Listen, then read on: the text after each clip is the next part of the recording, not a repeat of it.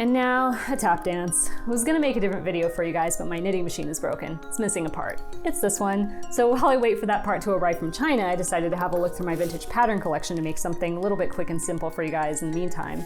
Found this pattern. It kind of looks like Juicy Couture. What is Juicy Couture? It's conspicuous consumption. What else is conspicuous consumption? The Italian Renaissance. What? When? When else? What kind of fabric does the Italian Renaissance like to use? Velvet. What kind of fabric does Juicy Couture like to use? Velour. You get where we're going with this. Head spinning? Well, so was mine, so at least we are on the same page. This project was so outside my comfort zone in every possible way, I didn't really know where to start.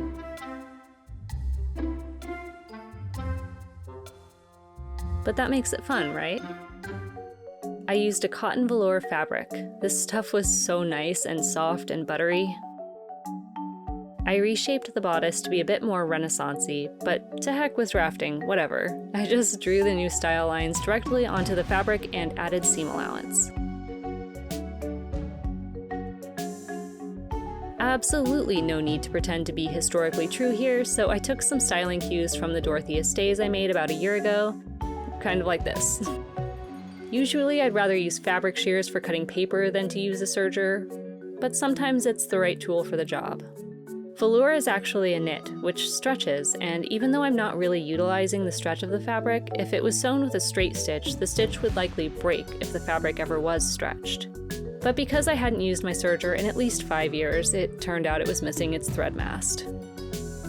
I absolutely had a tantrum because I didn't even know which move it was lost in. We had quite a few moves there for a while, so I didn't even know where to start looking for it, but luckily there's a Michael for that.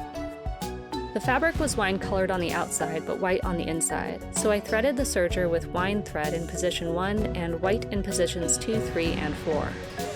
I used a 4-threaded overlock stitch to serge the seams together. It actually worked out fairly well. After I figured out that I'd been using the serger threaded incorrectly for 13 years. I first serged the cutout portion of the neckline. Serging is not ideal for connecting corners, and if I had this to do over again, I would absolutely straight stitch it. I stitched the seam allowance towards the bottom by hand using a very large fell stitch. After trying several methods to stiffen up the front bodice but maintain the stretch, I gave up and added a woven facing. The facing will stop this portion from stretching and save the straight stitches that I used to create boning channels.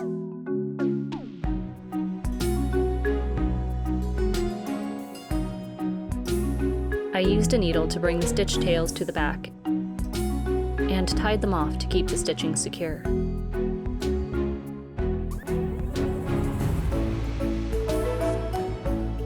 I used cotton cording rather than hard boning this time to keep the hoodie cuddly. I threaded this through the channels with a large blunt needle and secured it at both ends with tack stitches.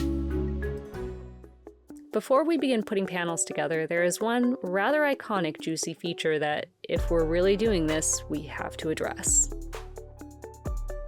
I am not really a hotfix person. Essentially what hotfix is, it's like a crystal or a bead which is flat on one side and has a heat-activated adhesive on it. So it's pretty simple. You put the flat side onto your fabric or your phone or whatever you're blinging up. You add heat and then bling bling. Not really my thing, but I do love exploration. So let's see. The last brand that I worked for actually did a ton of hotfix, and they did most of it in-house, at least for their samples and for the couture line. And we had 4 women who actually did all of that work, and they were fast. So I do kind of know what this process is supposed to look like. Kind of feel like this is going to be the next 6 months of my life as I'm looking at the design that I want to do, but let's get it moving. Juicy as a motif is a bit of a double entendre as it's the name of the brand and, yeah, juicy. I tried out a few ideas for motifs. My name because, you know, Jessie, Juicy, but the cheesiness was just too much for me. I went with Another Dream Gone West because I guess it's my brand. And if I'm going to have a bedazzled saying across my back, then I guess a deceptively romantic yet morbid turn-of-the-century phrase is on brand. Hotfix crystals can be placed directly onto the fabric. but using a transfer sheet makes following a pattern much simpler. I secured the printed motif to the table and placed the transfer sheet on top. I pulled back the clear top film of the transfer sheet to reveal the sheer white bumpy bottom layer. I placed golden crystals onto every other sunray.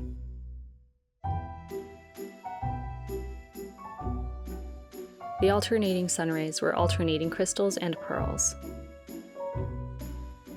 I used varying sizes of pearls to spell out the words. Folks, I take back every sassy thing I ever said about hotfix. This was so soothing and satisfying and honestly went way faster than I'd originally thought it would.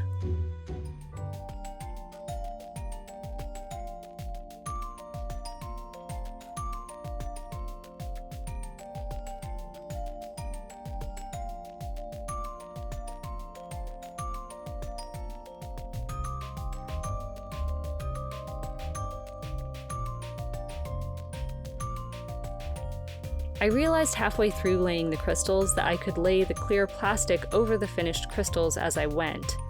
If anyone out there tries hotfix, don't do this. One fell swoop is much more consistent.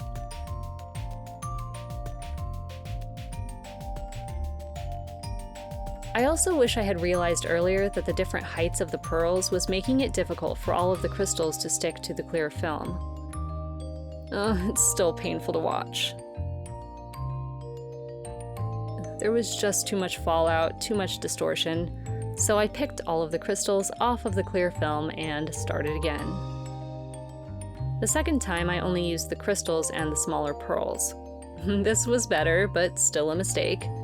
If I do this again, I will do a separate transfer for each different crystal type.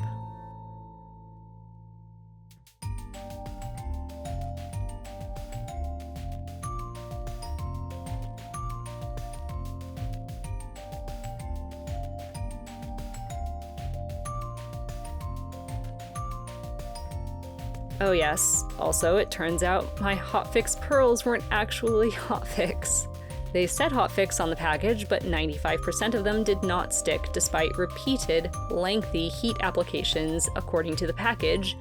And spoiler alert, the ones that did stick actually partially melted to the velvet.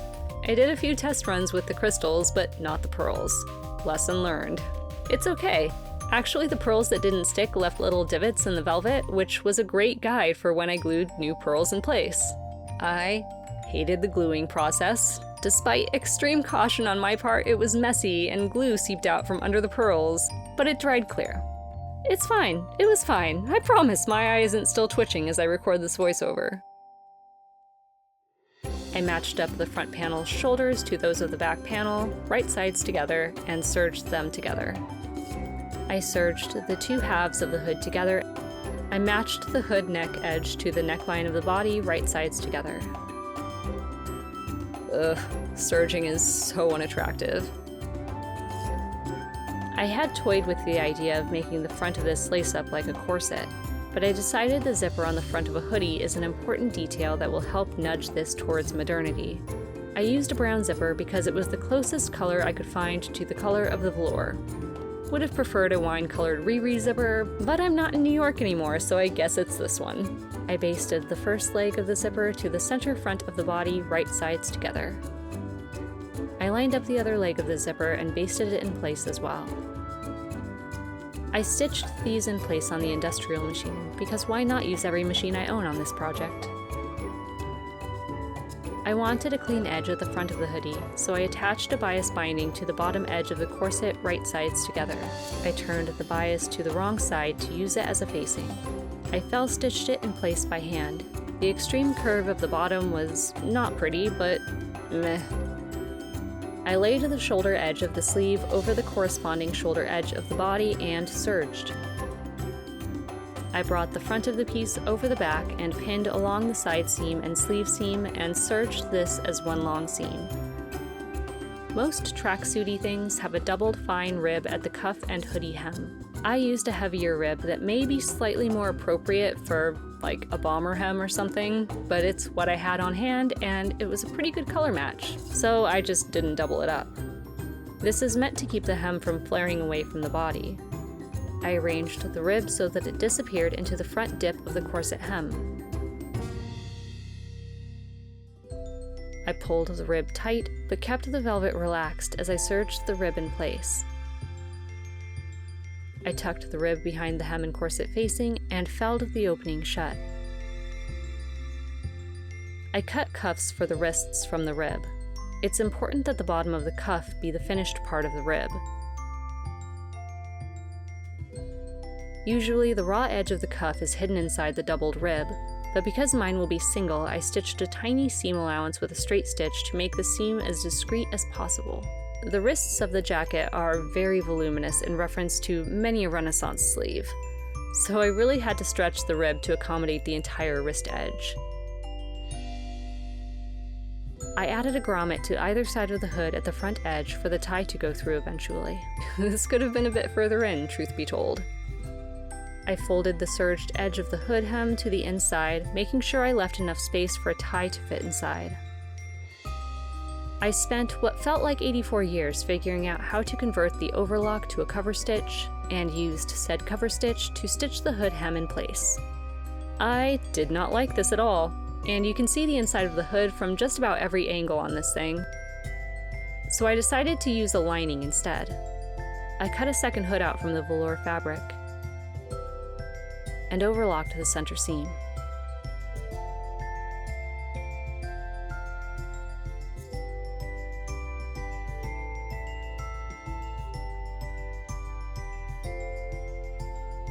I stitched the lining in by hand.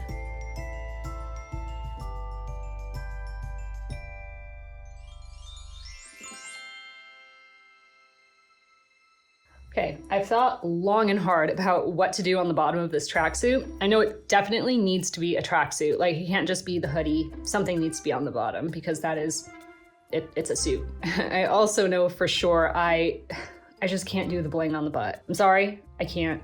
Don't hate me. It's still a Juicy tracksuit without the butt bling. The actual pattern itself comes with skirt and pants, and I mean, they're both pretty cute. But then I thought, secret pants.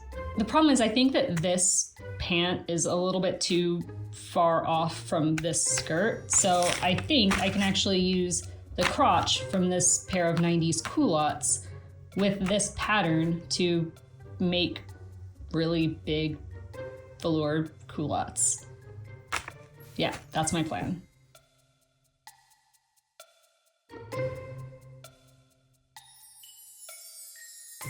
This is absolutely the professional way to do this.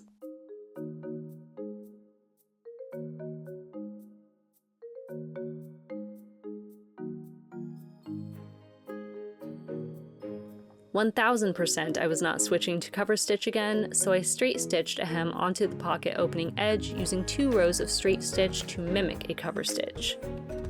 I serged the edges of the pocket. I matched the pocket to the appropriate part of the side seam and the front waist, where it will sit. I turned the non-seamed edges to the inside. I straight stitched them in place with a matching faux cover stitch. I serged the side seams and inseams of the pant legs. I turned one pant leg inside out, stuffed it into the other, and matched up the crotch seams.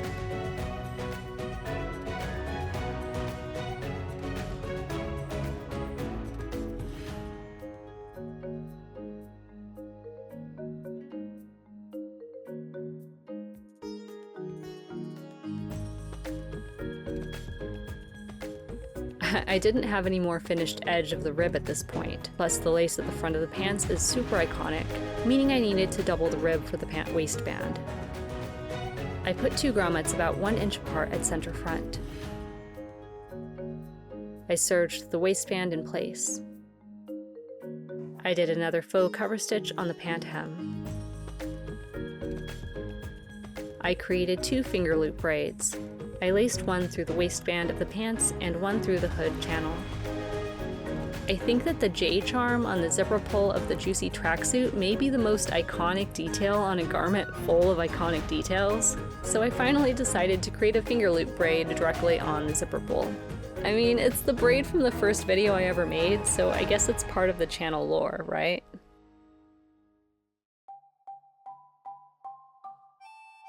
So, this was a journey. To be honest, I kind of started this project as a joke because I found the vintage pattern and I was like, let's play up some of the ridiculous similarities between Renaissance and Y2K consumer culture. But then I loved the whole process and the resulting outfit is super cute. Joke's on me, I guess. I think it is easy and even satisfying sometimes to pass judgment on something we see as frivolous.